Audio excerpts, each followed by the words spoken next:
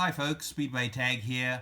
Want to do a short video on another great Oniverse game called Nautilion. This time this one is set in the oceans of the Oniverse, and I'm sure by now all of you are familiar with this series of games by Shadi Torbay.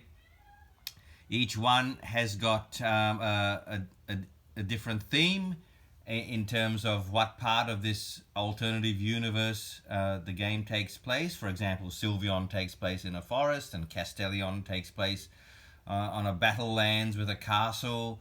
Oniverse takes place in a dream labyrinth. This one is taking place in the oceans of the Oniverse. They're primarily solo games, but have got really good two-player variants as well, but primarily solo games. And so each one is also based on a particular, well-established game mechanism. And for example, Sylvion was based on the tower defense style game, and Oniverse just on the card sort of basic solitaire type style. Same with Aerion. Castellion's a tile laying game. This one is the designer's attempt to make an Oniverse solo game out of the roll and move mechanic, and I think he's done a fabulous job because I really love this game. Tons and tons of videos have been made of Nautilion, so once again, as I always say, go and have a look at the others on YouTube about the intricacies of how to play. As always, I will concentrate on one little aspect of the game that hasn't really got a lot of exposure on the internet. But first of all, just very quickly, what you're seeing here are all the expansions and all the content that comes in this great little box. And but basically, this is how the game goes.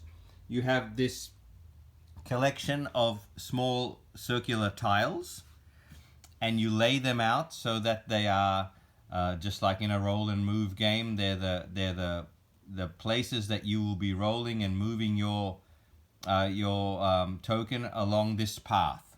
Okay, so your token will roll and move along this path, and your token is called the Nautilion, which is a submarine, and you get to choose which submarine you want to use for the game. This is what I'm going to talk about a little bit later, but just very quickly, there are 3 submarine boards, and they're double-sided. So on the back of those 3 submarines, there's 3 other submarines, and a corresponding submarine token for those 6 submarines. So let's just say, for example, we took the easiest one, which is that one there. Artwork is amazing, as always. Looks really great, and it corresponds to that submarine.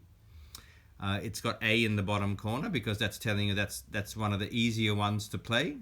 You would take your submarine, you would place it on the Happy Isles because that's where you live, and you are trying to get along this path, collecting your crew for your submarine, and get to the end, which is the abyss where the Dark House and the Phantom lives. Look at that token for the abyss. Okay. Like, I don't know if you can see that well enough. I'll put it down. Yeah, that's right. It's easier to see that way. And there's the Dark House creature at the top there. Very Mordor style looking creature at the top there. Very Sauronish. Okay, and I love it because I love Lord of the Rings. And so you're starting over here at the Happy Isles and traveling along here. And if you get there at the end before this guy, which is the Dark House's ship called the Phantom, evil-looking ship with skeleton crew and all the beasties in the ship. If you get here before he's traveling in the opposite direction, right? So he's going to be traveling this way, and if you get to your destination before he gets to his, which is to your Happy Isles, to destroy it basically and take it over, you win. But if he gets there first, you lose. Even if you get to the end before he does, you'll still lose unless you have filled your submarine up with its crew. It needs 9, as you can see, 9 crew members. And those crew members that will fill up these 9 slots on your submarine are found here. So the actual spaces you land on are the crew members. I think that's brilliant. So as you roll the dice, you're rolling 3 dice just as a sample turn here. I've rolled a 1, 3, and a 2. There's only 1, 2, 3, and 4 on these dice. You will assign each dice to the 3 players in the game. You'll assign 1 to you. You'll assign 1 to the Phantom. And you guys will move, both of us will move that far. And the 3rd dice is assigned to the usual figurine that you get in Oniverse games. This guy is the blue and orange Dark House. Looks fantastic.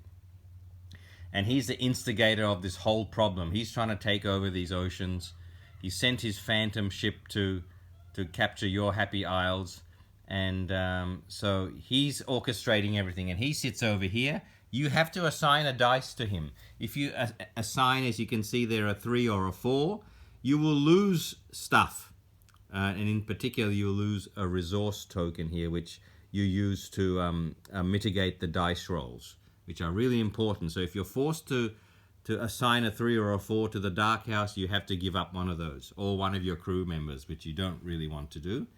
And so that's how it goes. So I might, because I don't want to assign him 3 or a 4, I might assign him the 1, I might assign myself the 3, and I might assign the Phantom a 2, okay? And the Phantom will now move the 2, 1, 2. He eats up that crew member. So now, wherever he lands, he starts eating up the board. So I don't get access to this guy anymore. He goes into the discard. Now, with me, I've assigned myself a 3, so I'm going to move 3. And I get that crew member. So, okay, so I get the 4 guy. Okay, and we are going to look at this a little bit in more detail, but that's my little snail crew member with his, I don't know, Walkman on and headphones, right? He's a 4. He can only go in the 4 slot on my submarine there, okay? So I will place him there, right? And the first one you place is really good because you can place it anywhere, but from now on, you cannot place a crew member in there unless it's connected to another crew member, and it's connected via those orange ducts, okay, those pipes. So for example, the 1 room is actually not connected directly to the 9 room.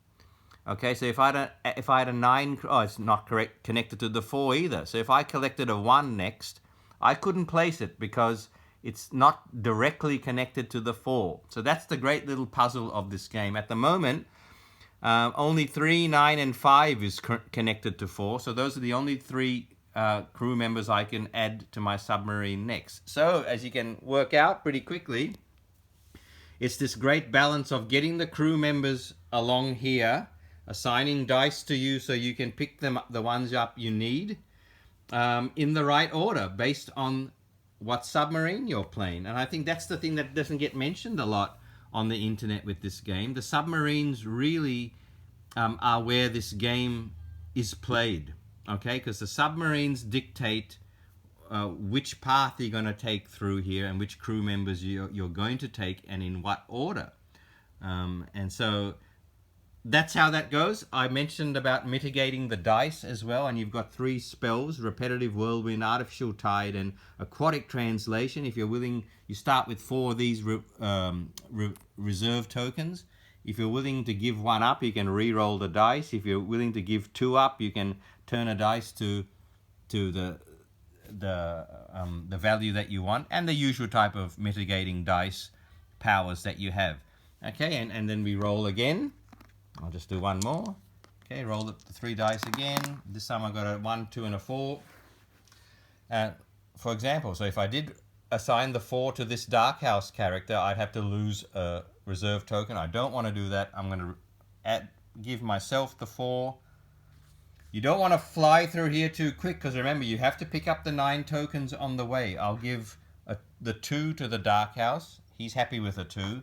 And I'll give a 1 to the Phantom. So he's going to move 1, knock out this crew member. He's not available to me anymore. I'm going to move the 4, 1, 2, 3, 4. Now I've got a 1. Not a great decision made there because the 1 is not connected to the 4. So when I can't place it on my submarine, I place it here along with my other reserve tokens to use to mitigate the dice. So you can still make use of them. But as I said, the real key to this game is timing your run so that you pick up the crew members in the right order. For example, at the moment, as I said, I can only pick up a 3 or a 5 or a 9. So I really got to plan. There's the 5 and the 9 coming up there. So my next roll, I'd be hoping to assign a 2 or a 3 to me so I can pick up those crew members. And that's how this game goes. And if, as I said, if I get to the end there before the Phantom gets to the end here and I've got my crew all fixed up and full, I'm going to win. Very quickly, that's the base game. And the base game's fun. I really like it. But they're, as usual with the Oniverse games, fabulous expansions. The first one to mention is the Mage's Cabin. So you get another board there with an A, B, and C in it. And this is the Mage's Cabin. And it comes with another 9 tokens. The 3 mages. Look at the artwork on these 3 mages. Okay, that's the flying mage. And this guy is like almost like a kingly royal mage. And the C is like the super snail, right? The super slug mage.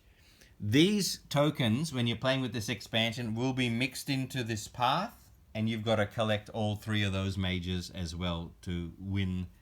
That's an extra win condition. Also, you've got what's called the mercenary expansion, where you actually have the Phantom ship as its own board, and these tokens get mixed into the path. Okay, these are mercenary tokens with harpoons on them. Okay, and I wonder if you recognize these. These characters are originally from Urbion. And so, once again, I love it when the designer and the artist creates that connectivity between the games. So, yeah, you'll see these little characters in Urbion first. These tokens will be, again, mixed into this line, this path, making it obviously longer, especially if you're playing with the mages as well. And you collect those. And when you land on them, when the Phantom lands on them, they start filling his ship with mercenaries, okay? And when your ship meets the Phantom ship, as it always will at some stage in the game, a combat occurs. Whoever's got the most harpooners, okay, you count them there. He's got 4 there already, plus the 3 at the corner of his board. So he's on 7.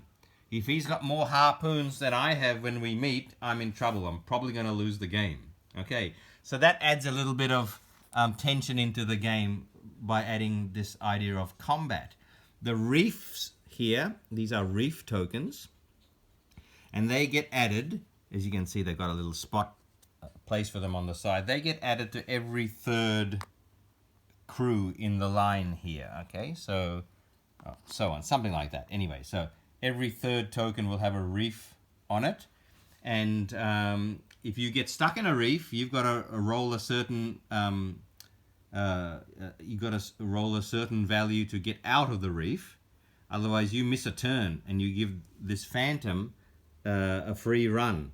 Okay, I have to say that number 3 reef token is probably my favorite piece of artwork in the entire Oniverse series. The Grim Reaper jellyfish. Amazing artwork. So that's the reef expansion. And then a couple of others. We get some cards here called the Dark House expansion. These cards, again, with really nice artwork on them. You take your Dark House figure here. You start, I'm showing you all the cards, but you really only have to lay out 5 or 6, something like that. And at the start of each turn, wherever the Dark House is, there's a something you have to adhere to for that turn, a new rule. And then the next turn he moves over here, and then we have to adhere to this rule, and so on. And the rules are really thematic and connects beautifully to the artwork on the cards. For example, that first rule, if the Dark House figure is sitting on that card at the start of your turn, it says, if the die you give to the Dark House is a 2, you must re-roll it. If the result is 3 or 4, you must discard the token. and you've got this sort of blurred vision of the dark house, which really matches that. The next one, if next turn, if he moves here, it says the Nautilion, your ship moves backwards this turn, and you've got this beautiful bit of artwork with the waves pushing your Nautilion submarine backwards. The next one, for example, I'll just do this. There are a couple of good ones too, like the blue cards down here, where it says recover a token from the discard and place it in the reserve, so you get a free reserve token. And there you've got one of your creatures coming out of a reserve shell. So once again, fabulous artwork here. Those eggs and little creatures coming out of them. More Dark House artwork. You got this great picture of another picture of the Phantom ship, because this one has to do with the Phantom ship. If the Dark House is on this one, you get the Phantom's token, and the Phantom's token gets yours, and so on. So this just adds a little bit of randomness into each turn. And finally, you've got what's called the hero cards down here, and you draw 3 of these, and you have to perform those 3 actions before the game is over, otherwise you don't win. So you have to perform all 3 that you draw. And it sounds easy, but the trick is you actually have to give up one of your crew members in your ship to perform the action. So it's effectively telling you that you've got to get 3 extra crew members for the game. And again, have a look at the artwork on these cards. Fishing, and the back of the cards looks really great. I'd love this picture on a t-shirt, to be honest. That's the back of these hero cards. And it's a lot of your crew members at the top, in the dome, on the bridge of the Nautilion, if you like. You've got these other fantastic bits of artwork. Basically, the crew members of the Nautilion just doing stuff. And yeah, you've got an underground city almost there. You got almost like rising currents. Again, the Dark House here, you've got a crew members coming up out of the water because you're recovering discarded tokens. And just really, here's the admirals who will be fighting the mercenaries. So this card has to do with the mercenaries. I love the admirals, crew members, and so on. So those hero cards, that's the final kind of expansion. There's a 2-player variant. Again, great artwork on these cards for the 2-player variant. Each one of you gets one of those cards, and the numbers at the bottom tell you that those are the only numbered crew tokens that you're able to claim on your turn, and your friend who's helping you out, the second player, can only get those numbered crew tokens on their turn. But again, really t-shirt material artwork on that one as well. So I want to take you very quickly through some of the creatures on the crew so you can see what they look like. And so there's our number 1 guy. He's coming down a ladder because in all the submarines, the number 1 spot is where the ladder is. All right, so that's, again, beautifully connected, that all the number 1 crew members are on a ladder. He's one of the fighters who will go against the mercenaries if we need him. He's got his own harpoon there. Fabulous looking little creature. And then we've got another fighter here. But he looks more like a caterer, to be honest. He's coming down catering stairs. And again, have a look. He's number 2. And the number 2 spot on all the submarines has got stairs. Okay? So, again, great connectivity there.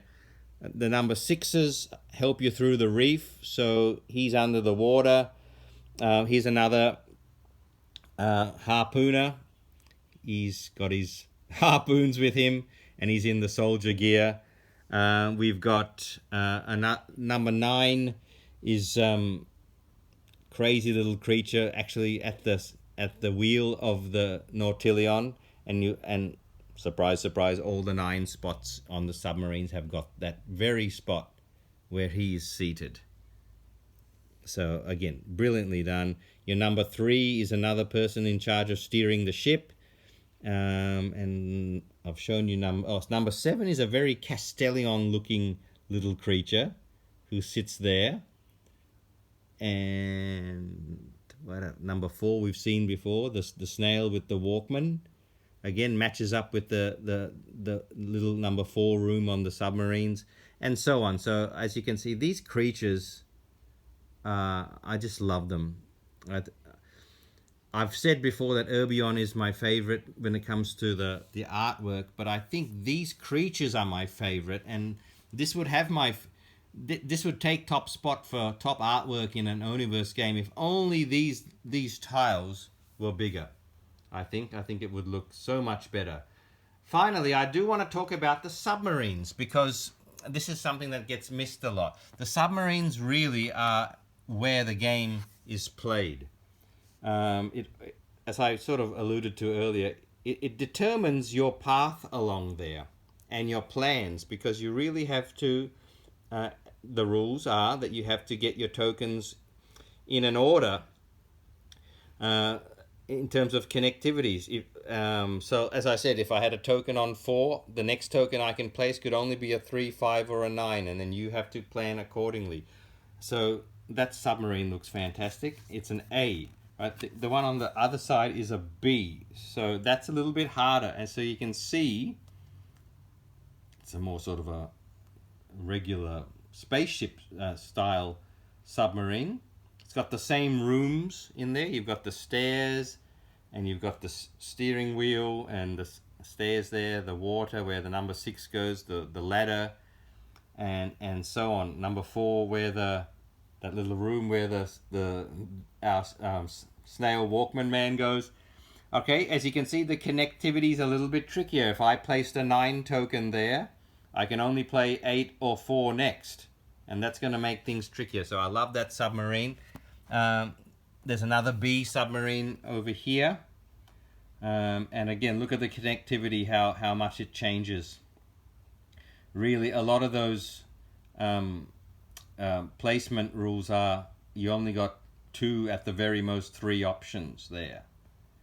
And so you just think about doing something like this if you throw in the mages and the mercenaries and the reefs as well, which hold you up.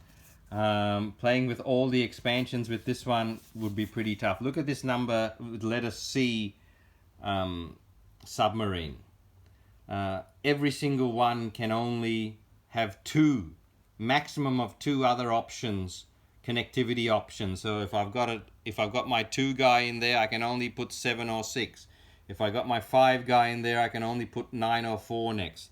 That greatly restricts what you can pick up and put in your submarine, and it takes a lot of planning, and I love that. That's why I say that these submarines are really like expansions in themselves, because it changes your planning so much just by the design of the submarine.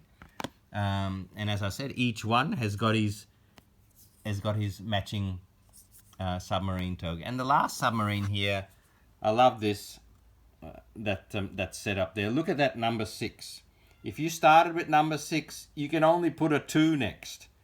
So you'd be hoping to get a 5 early, so you've got access to 7, 2, and 4 and 9. But who's to say 5's going to be early on in your path? Look at the path I've actually randomly put this time. My first 5 doesn't come until there, so I can't afford to wait until then to place my middle 5. So I'm going to have to start on the outskirts of this submarine, of these rooms, and try and get it done that way. So lovely artwork with this. I love the little the little, I don't know, portals or little side ships with the fish and the starfish in them. Beautifully done. And finally there's this one, which is also super hard. Look at the 1 there. It's only got 1 option. Once again, the 5 gives you access to 4, but the others are pretty spaced out and difficult. And so I found that even before throwing all these other great expansions in, you know, the mages, the mercenaries, the dark house cards, the hero cards, the reefs, before throwing any of those in, I would recommend seeing how picking a different submarine affects the way you play. I think you'll probably be surprised how much fun that is. Nautilion, there we go. I hope you enjoyed that video, and still available, I think. So I love this game. You should really give it a try. Thanks, folks.